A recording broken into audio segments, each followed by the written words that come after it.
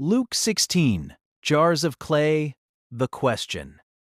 Mara Ellison's dining table had been cleared of everything except Bibles, a pitcher of water, and 5 mismatched glasses. The overhead light was a little too bright. She had dimmed it once and then left it alone, as if the room itself needed to stay awake. Through the open kitchen doorway, the dishwasher hummed its unfinished work. No one asked it to stop. They were 5.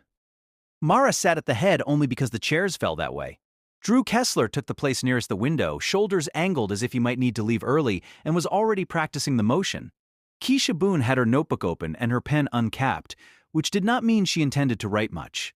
Benito Ruiz's Bible was thick enough to look inherited. Asha Patel kept both hands around her glass, not drinking, only holding something that stayed cool. "Last week we were in the Lost Found chapter," Mara said. She did not dress the phrase up. 15. Welcome at the table. Grumble at the door. Sheep, coin, sons. Recovery and a party some people would not enter. She laid her palm on the next page. Tonight is what comes after that weather on the road. Luke 16. Not a new Lord. A different pressure. Drew's mouth moved as if he had almost smiled. "So we graduated from lost things to money." "We graduated from one kind of hearing to another," Mara said. "Open it. We'll walk the surface first. Then we can fight, if we need to." They read without theater. A manager wasting another man's goods. A summons. A plan that made honest people wince and still made the master commend the shrewdness of a man who knew his window was closing. Teaching that followed like a hard aftertaste. Little and much. Another man's and your own. 2 masters. God and money. Pharisees who loved money hearing it and ridiculing him. Then the rich man in purple and fine linen, feasting every day, and Lazarus at the gate with sores, dogs, crumbs, death. Abraham's side, torment, a request for water, a fixed chasm. 5 brothers, Moses and the prophets, and if someone rises from the dead. When the last line settled, the dishwasher chose that moment to click into a quieter cycle. No one filled the silence too quickly. Drew stared at the page as if it had accused the furniture. "All right," he said. "I need this said out loud before I go home and stew." He tapped near the place where Abraham answered the rich man. He got good things in his lifetime. Lazarus got bad things. Now it's flipped. Drew looked up, not at Mara only, at all of them. "Does that mean being comfortable is a sin? Warm house? Full fridge? Decent job? Am I supposed to feel guilty for not being miserable?" Keisha's pen made a single mark and stopped. Benito did not rush. "If that is the formula," he said carefully, "then half the Psalms are lying, and every table the Lord ever sat at becomes a problem." "I'm not trying to be clever," Drew said. The heat in his voice was fear, not swagger. "I'm trying not to turn this into a scoreboard where the only safe score is pain." Mara nodded once. She did not scold him for asking the room's real question too early. "Stay there," she said. "Don't apologize for it, and don't answer it with one verse like a trapdoor." She turned a few pages back with her thumb, not leaving 16 so much as widening the shelf. Abraham is describing what happened in that story. Good things and bad things remembered, then comfort and anguish. That is not the same as God handing us a universal rule that comfort equals damnation and suffering equals a ticket. If we make it a formula, we will start measuring holiness by how little we enjoy a meal. Drew's shoulders loosened a fraction, then tightened again. "So what is it measuring?" "Loyalty," Mara said. "Hearing. The gate." She found the line without hunting. "No servant can serve 2 masters. You will hate one and love the other. You cannot serve God and money." She looked at Drew. "That is not anti-furniture. That is anti-divided heart." She opened another place, Luke 12, and let Benito read the rich fool because his voice carried barns without sneering. Bigger barns, goods laid up for many years. Eat, drink, be merry, and that night a life demanded. "Who will get what you have prepared? So is the one who lays up treasure for himself and is not rich toward God." "There," Mara said. "Comfort is not the crime. The closed hand is. The life that thinks the future is a warehouse." Benito kept his finger in Deuteronomy without opening it fully, as if the weight of the book were enough. "My people grew up with blessing language," he said. "Deuteronomy 28 is not small. Obedience and land and basket and store. It is covenant speech, relationship with the Lord as the center of a people. It is not a vending machine where you insert faith and out comes a nicer kitchen." His eyes flicked to Drew.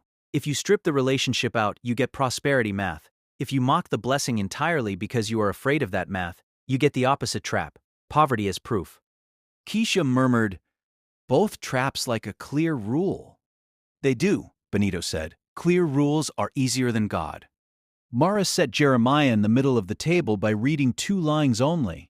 "Forsaken the fountain of living waters, hewn out cisterns, broken cisterns that can hold no water." Then Malachi, not as a fundraising speech, full tithe floodgates blessing poured out, but as a God who still wants a people near him, not a transaction in the sky. "You can hear the same argument under different roofs," she said. "Open hand or self-made reservoir. Giver or gift. Relationship or arrangement." Drew exhaled through his nose. "I still feel the rich man's couch under me when I sit on mine." "Good," Morris said softly. "Feel it. Just don't baptize the feeling into a doctrine that the text will not carry." Keisha had been quiet long enough that when she spoke, the room tilted toward her without anyone deciding to. "Can I say something that sounds almost sideways?" "Please," Mara said. Keisha closed the notebook. She did not need it. "If you only grab the Lazarus story, it feels like a single hammer. Comfort bad, pain good, done." She shook her head. "But if you stay in the whole chapter, it leaks. Not a secret code, not a puzzle for people who like puzzles, just more comes through than the headline." Drew frowned, listening. "The manager knows his time is short and acts like it," Keisha said. "Then Jesus talks about little and much, and 2 masters. Then people who love money laugh. Then a man with 5 brothers already has Moses and the prophets and still wants a miracle at the door." She opened her hands. "Same weather in different rooms. Loyalty, hearing, who is at the gate? He who has ears." She almost smiled. "I'm not saying there's a hidden chapter under the chapter. I'm saying Jesus is telling us more than what meets the eye if we refuse to stop at the first scare." Asha's glass had left a dark ring on the wood. She moved it an inch, as if to free the grain. "That is how I hear it too," she said. Her voice was low enough that people leaned in without noticing they had. "We talk about money as if money is the solid thing and we are the solid people holding it. But we are not solid the way we pretend." Mara waited. "Jars of clay," Asha said. "Treasure in jars of clay. That is not poetry first. That is diagnosis. Precarious chemistry, a body that can tip, an evening that ends, a management job that gets taken away, eternal weight inside something that cracks if you set it down wrong." She looked at Drew without pinning him. "You asked if comfort is a sin. I think comfort is weather. Sometimes warm, sometimes not. The jar is still clay either way." Benito's eyes had gone bright and quiet. "And the treasure is not the couch." "No," Asha said. "While we are in these jars of clay—" She stopped, not for drama, for accuracy. When she continued, it was not as a teacher inventing a slogan. It was as someone repeating a question she had heard in the text's weather and in her own chest, and she let it sound like the voice it was. "God asks, do you want a relationship with me?" The dishwasher hummed. No one joked it down. Drew's face changed. Not collapsed, not rescued, only honest. "That is a harder question than my guilt. It is the real one," Mara said. She did not take the line away from Asha by polishing it. She only said it where the chapter had been pointing all along. 2 masters is that question with money in its hands. Lazarus at the gate is that question with a neighbor in its hands. Moses and the prophets already on the shelf is that question with scripture in its hands. The shrewd window is that question with time in its hands. Not are you uncomfortable enough to be holy, God asking, do you want a relationship with me? Keisha nodded once, sharp and clean. "And if you only want a rule about couches, you will miss him even if you sell the couch." Benito closed Deuteronomy without a thud. Covenant blessing was always about nearness. Broken cisterns are what we dig when we want the water without the spring. Drew rubbed his thumb along the edge of Luke 16. "So I can sit in a warm house and still be in danger." "Yes," Mara said. "And I can sit in a hard season and still be avoiding him." "Yes," Mara said again. The scoreboard was never comfort. It was whether we want him, whether we hear, whether we serve one master, whether the person at the gate is invisible to us because we are full. Asha's hands opened around the glass at last. "Jars of clay do not get to pretend they are the treasure," she said. "They only get to hold it for a little while, or refuse to." Outside, a car passed and threw a brief bar of light across the far wall, then took it back. Inside, the Bible stayed open. No one hurried to invent a neat ending for Drew's couch or for the rich man's flame. The question remained where Asha had said it, not as a technique, not as a brand, but as the voice under the chapter's leak and under the clay. Do you want a relationship with me? Mara looked around the table the way a host checks that no glass is empty of water and no person is empty of room to answer. We do not have to finish answering out loud tonight, she said. 16 will still be here. The Lost Found chapter still stands behind it. For now, hear more than the scare. Hear the whole. And while we are still clay. She did not complete the sentence. She did not need to. Drew closed nothing.